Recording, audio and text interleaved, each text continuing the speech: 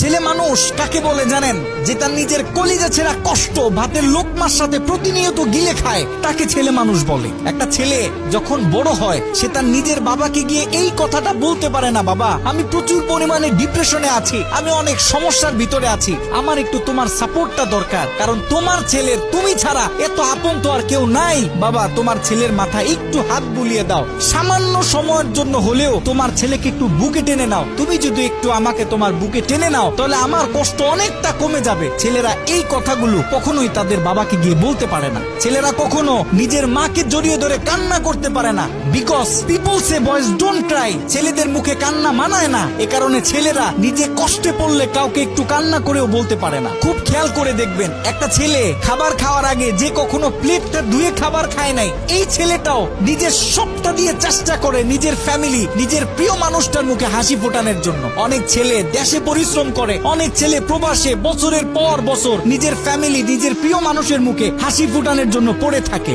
দিন শেষে ছেলেদের মুখে হাসি ফোটানোর মতো কাউকে পাওয়া যায় না। আমি মনে করি boys are the best actor in the world. এই পৃথিবীতে ছেলেরা হচ্ছে সব থেকে বড় অভিনেতা, কারণ ছেলেরা নিজেদের বুকে হাজারো লক্ষ কষ্ট পুঁতে রেখেও মুখে হাসি নিয়ে চলে, কারণ সে জানে আজকে আমি যদি ভেঙে পড়ি তাহলে আমার পুরো ফ্যামিলিটা অস্তিত্বহীন হয়ে যাবে।